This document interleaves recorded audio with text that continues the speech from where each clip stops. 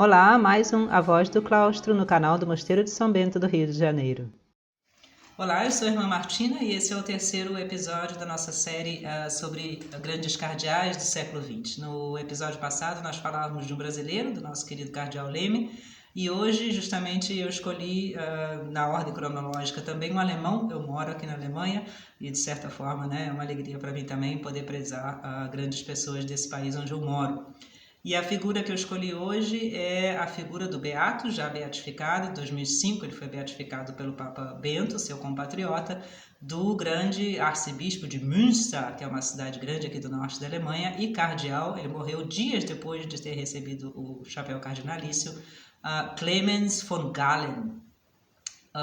O cardeal von Galen é mais ou menos em personalidade e em temperamento o oposto do nosso cardeal Leme brasileiro, né? Ele era um homem de família da alta nobreza, inclusive a gente vê nas suas fotos, ele tem uma presença pessoal, uma seriedade, quase assim uma austeridade, né, no seu rosto, que impressionam muito. Era um homem de uma inteligência excepcional, inclusive tinha até dificuldade na escola porque ele geralmente sabia mais do que os professores, estudou em vários dos grandes centros europeus da época. Filho de uma família de 13 irmãos, gente muito católica, os pais muito católicos, e cresceu numa época extremamente difícil, ou seja, né, a Alemanha que ele viveu é completamente diferente do Brasil que o cardeal Leme conheceu. Enquanto o cardeal Leme tinha, né, inclusive, muito bom humor, gostava de contar histórias, o cardeal von Galen era conhecido pela sua austeridade, que vinha muito, inclusive, né, da dificuldade que ele sempre encontrou na vida. Ele também teve uma vocação já cedo na vida, entrou para o seminário ainda bastante novo, mas numa época em que o governo da Alemanha, no final do século XIX, era um governo profundamente anticlerical. A Alemanha tinha acabado de fazer a sua unificação em 1870 e o chanceler da Alemanha na época, o famoso von Bismarck, era um homem brilhante no sentido político, mas um homem extremamente, vamos dizer assim, amoral. E uma das coisas que ele fez foi uma grande luta pela secularização contra católicos e protestantes, né? Ele era extremamente anticlerical, ao ponto de as escolas serem fechadas, os mosteiros serem fechados, né? As pessoas, os sacerdotes ou os pastores protestantes terem, enfim, a sua vida, né, muito reduzida. Não era um caso de prisão, não era um caso de sofrer violência física, mas sim um caso de uma restrição à liberdade muito grande. E por isso a família do cardeal von Galen mandou ele estudar em outros países, onde ele podia estudar então em escolas católicas, e quando ele voltou à Alemanha, ele estudou com jesuítas, inclusive, ele voltou já com essa missão, vamos dizer assim, com esse quase temperamento e personalidade de ver a vida de sacerdote como uma luta. E nesse sentido, me parece, o exemplo dele muito forte é essa realidade da luta espiritual. Ou seja, um sacerdote, uma pessoa religiosa, uma freira, mas também, né, o leigo católico, não pode nunca ser o que o Papa Francisco hoje sempre nos lembra, né, um acomodado. Uma pessoa que vive na sua zona de conforto, diz o Papa Francisco, né? Uma pessoa que acha que a sua vida católica, a sua vida, enfim, né, vocacional, vai ser sempre, né, um mar de rosas, e toda dificuldade, por exemplo, é vista como uma grande tragédia, uma grande ameaça, né? E a gente tem que procurar viver assim, sobreviver da melhor forma possível e fazer, enfim, né, a vida fácil. O cardeal von Galen é justamente o remédio para esse tipo de tentação. Ele já desde novo, foi ordenado ainda muito cedo, encarava a sua vida sacerdotal como uma luta. Uma luta não no sentido da agressividade, não no sentido da violência, inclusive, né, ele nunca foi pessoa de violência verbal, por exemplo, mas uma luta no sentido espiritual.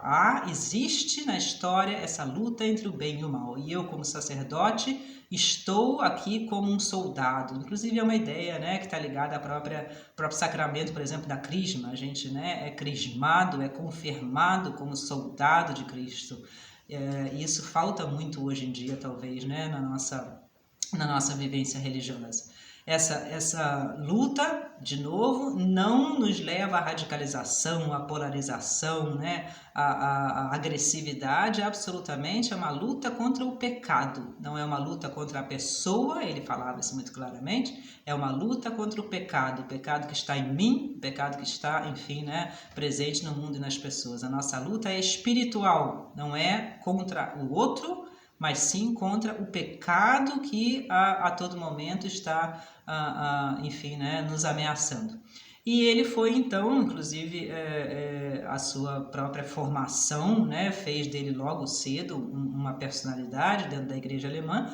Ele foi mandado para Berlim, já em 1906, foi pároco em Berlim, de uma paróquia de Berlim. Berlim já era a capital da Alemanha nessa época, e claro, Berlim já era, como é hoje, uma cidade imensamente cosmopolita. Então em Berlim ele encontrou todo tipo de problemas sociais, de problemas políticos, inclusive, né, se deu muito com a comunidade judaica de Berlim, com a comunidade protestante, que é quase maior em Berlim do que a comunidade católica.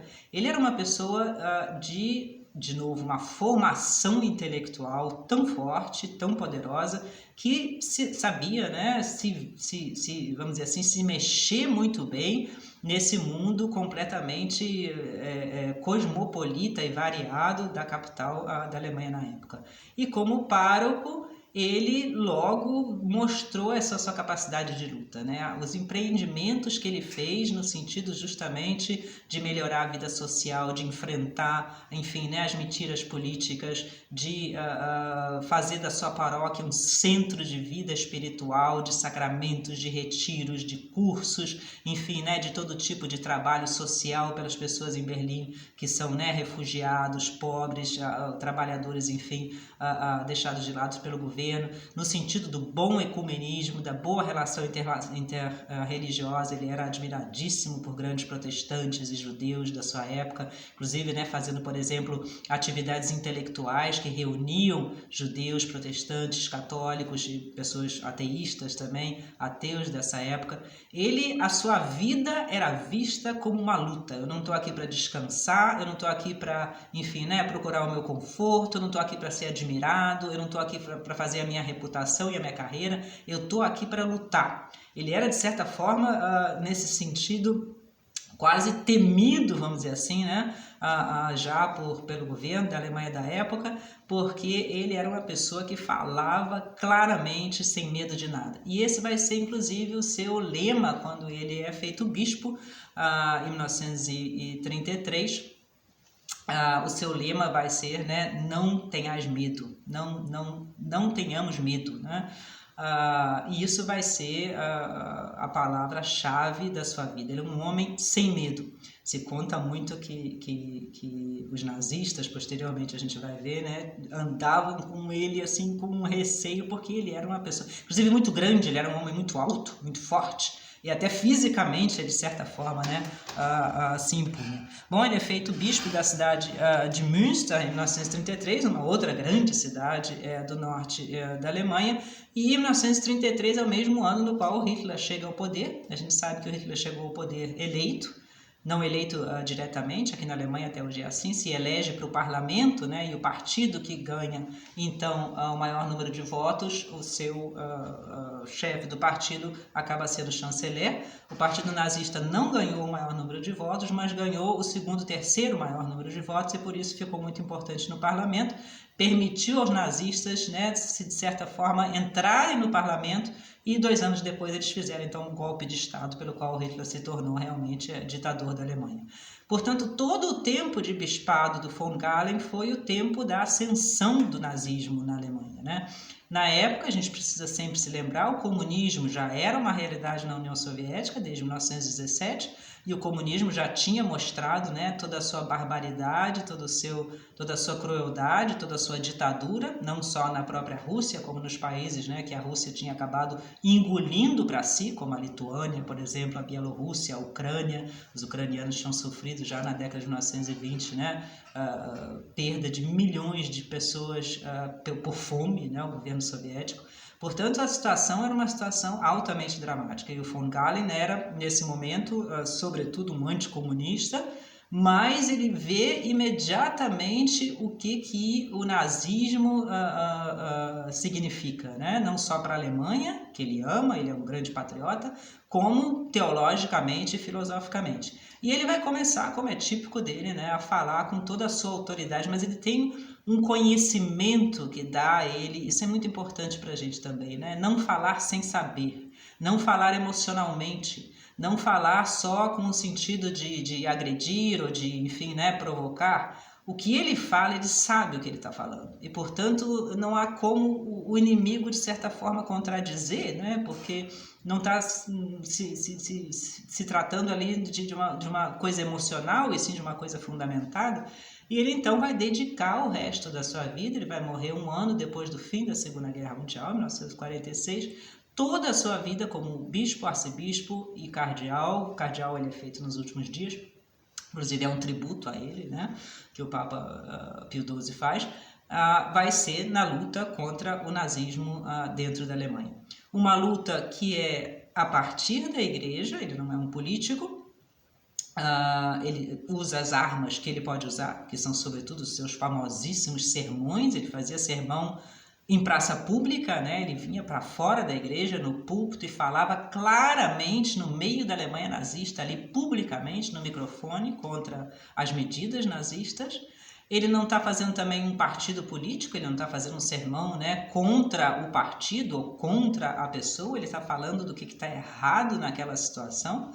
E, sobretudo, ele vai ser reconhecido como grande defensor da dignidade humana. Os seus pontos principais no nazismo são como o nazismo agride e desrespeita a dignidade da pessoa humana. Portanto, ele vai falar, né, contra a perseguição dos judeus, ele vai falar sobretudo contra a eutanásia que os nazistas fizeram, né, vamos dizer assim, numa quantidade ou perdão, gradação, minhas palavras português me perco às vezes com o português, imensa quantidade de pessoas, enfim, né, deficientes que os nazistas matam em hospitais e centros específicos para isso. E ele vai ser um grande paladino, o cardeal von Galen, da defesa dos direitos humanos, da defesa da dignidade humana. A gente sabe, depois da guerra, quando essa documentação, esses arquivos foram abertos, né, que a Gestapo, a polícia, secreta dos nazistas, teve várias vezes ordens de prendê-lo. Inclusive a Gestapo entrou várias vezes na sua casa, na igreja, etc., né? E ele nunca foi preso durante a guerra. A gente vê a força que esse homem tinha. Ele tinha uma popularidade, enfim, sobretudo no povo simples ali da cidade, e uma figura pública de tal forma sólida e respeitada que os arquivos mostram, né, que os chefes nazistas acabavam dizendo: vamos deixar ele preso em casa, que foram o que fizeram, deixaram ele em prisão domiciliar, e quando a gente ganhar a guerra, que é a hora que eles esperavam que acontecesse, né, a gente vai fazer com ele, então, inclusive isso aconteceu com outras pessoas também, que tinham a sua categoria, a gente vai fazer um show internacional, né, do seu tribunal e do seu enforcamento para o mundo inteiro ver. Então a ideia era que ele era grande demais para ser simplesmente preso, mandado para um campo de concentração e morto, né? Tinha que se fazer dele assim enfim, né, um teatro, vamos dizer assim, para que o mundo visse como os nazistas se vingavam dos seus inimigos. E isso foi o que permitiu a ele sobreviver. Ele passou a guerra toda, né, preso em casa, mas a resistência contra o nazismo existia também dentro da Alemanha. Ele era, claro, parte dessa resistência, e eles conseguiam meios, então, né, de se comunicar com ele, dele mandar sermões, inclusive de dar ordens, né, ao clero diocesano. A prisão dentro de casa não significava para ele muito nada. Dizem, inclusive, que ele, né, saía de casa disfarçado, mas isso até hoje não se consegue provar, porque essas coisas acabam ficando escondidas de tão secretas que eram, né? Mas ele, enfim, mesmo preso dentro de casa, continua sendo, durante toda a Segunda Guerra Mundial, o cardeal von Galen, chamado nessa época já o Leão de Münster, porque mesmo preso ele é ainda, né, um dos grandes líderes da resistência alemã contra o nazismo. vai sofrer muito pessoalmente. Ele, por exemplo, fica doente, mas não pode se tratar, né? É proibido de ir ao médico, enfim, todo tipo de represália se faz. Os nazistas tentam muitas vezes também denegrir a sua imagem, o que geralmente não funciona muito porque ele é muito conhecido e querido de todos, né? Tentam o mais possível cercear suas atividades e isso, claro, né, atrapalha muito a que ele realmente consiga ter uma voz mais presente, mas tão importante, tão conhecido ele era e tão eficiente era o seu movimento de resistência que, por exemplo, os seus sermões foram passados de mão em mão da resistência fora da Alemanha, levados para a França, da França para a Inglaterra. Os ingleses, embora a grande maioria protestante, né, imprimiram esses sermões e os aviões ingleses sobrevoando a Alemanha durante a guerra deixavam cair caixas e caixas com papéis, né, com esses sermões impressos nas grandes cidades para que as pessoas alemãs pudessem ler então os sermões do cardeal von Galen. Muitas pessoas que viram, que tiveram presente, né, enfim, nesses acontecimentos, se lembram, né, dessas milhares de folhas de papel caindo do céu e como eles então já ali passavam esses sermões uns para os outros, né, e era a forma que os próprios alemães antinazistas tinham de ter algum encorajamento, né, de ter alguma liderança, ou seja, mesmo preso dentro de casa, esse homem era o líder de uma grande parte da igreja alemã. É preciso dizer também que uma enorme parte do seu sofrimento era estar não totalmente sozinho, mas em grande parte sozinho dentro do episcopado alemão da época. O episcopado alemão não era pró-nazista, né? Não há casos de um bispo alemão que fosse, por exemplo, membro do partido nazista, era claramente antinazista, mas era fraco, infelizmente. A grande parte dos bispos alemães de certa forma preferiu o silêncio, preferiu, enfim, né, esperar para ver o que vai acontecer. Sim, falavam, mas na medida do possível era assim, né, vamos dizer assim, procuravam uma adaptação, uma coexistência, porque tinham muito medo da situação. E o von Galen, nesse sentido, era uma pessoa que se destacava dos seus irmãos bispos, né? Muitos, inclusive, o atacavam, diziam que aquilo era temeridade, que ele não devia fazer assim. Outros o admiravam, mas não falavam nada, porque tinham medo do que podia acontecer com eles mesmos, né? E esse, assim chamado, Leão de Münster, muitas vezes se viu sozinho, ele sabia perfeitamente que ele podia morrer a cada dia, era só entrar um agente ali, dar um tiro nele, ele estava nas mãos dessa gente, né? Mas ele não se calou, sem nunca entrar na política, sem nunca ser ideológico, sem fundar um partido, sem sair nunca da sua missão de cardeal, de arcebispo na época, perdão, da sua missão espiritual, da sua missão religiosa, mas a partir disso, a sua palavra como pastor, como líder justamente espiritual, foi, para alguns historiadores alemães, né, a voz mais forte na resistência alemã contra o nazismo. Ele era admiradíssimo por judeus, por protestantes, inclusive era muito amigo dessa gente, né? Quando a guerra acabou e os nazistas então perderam, a sua figura virou uma figura de herói. A Alemanha mesmo, né, estava completamente arrasada no fim da guerra, mas os aliados que entraram na Alemanha, os franceses, os ingleses, os americanos, quiseram, de certa forma, fazer dele, né, assim, nossa, quase uma figura política. Ele teve, inclusive, oferecimentos, né, de assumir cargos políticos no pós-guerra. Ele não aceitou isso e disse: eu permaneço bispo, é isso que eu sou um sacerdote, eu sou um bispo e eu vou continuar agora a minha função, a mesma que eu tive. E, portanto, nos meses depois da guerra, ele viveu, né, um ano depois da guerra, ele, por exemplo, usou a mesma força que ele tinha usado antes para criticar muitas vezes maus tratos dos americanos, dos ingleses, dos franceses contra prisioneiros alemães, sobretudo soldados, meninos, né, pessoas que sofriam muito. Ele foi completamente imparcial, sobretudo os soviéticos que entraram em parte da Alemanha, ele criticou também, não se calou da mesma forma que ele não se calou antes contra os nazistas, ele não se calou agora também contra os comunistas e, inclusive, contra os aliados que estavam ali não só ajudando a Alemanha, como, de certa forma, bajulando, né, essa pessoa tão grande. Não se deixou vender, não se deixou corromper, não se deixou calar. e foi feito cardeal pelo Papa Pio XII, inclusive as palavras do Papa são essas, né? O chapéu cardinalício para você é quase supérfluo, né? Você não precisa disso. A sua qualidade humana e a sua qualidade como pastor da igreja é tão grande que, de certa forma, o título de cardeal se sente até honrado de ser dado a você, né? E ele morreu dias depois de ter voltado de Roma, ter recebido esse título. Morreu na sua casa até os últimos instantes, morreu de repente, ainda, né, ocupado em assumir e cumprir esse seu papel de líder espiritual da igreja alemã.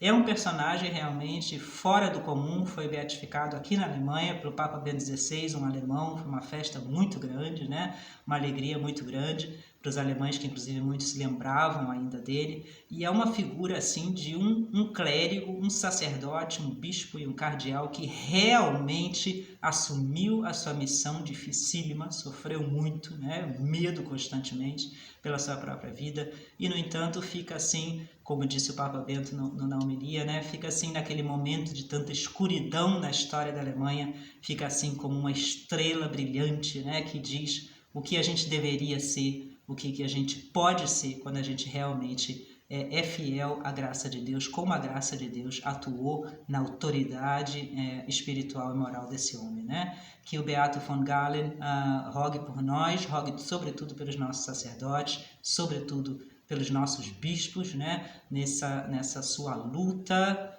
profundamente fiel e não corrupta pela igreja, né? Pela pessoa humana. Um grande abraço, até o próximo. A cruz sagrada seja minha.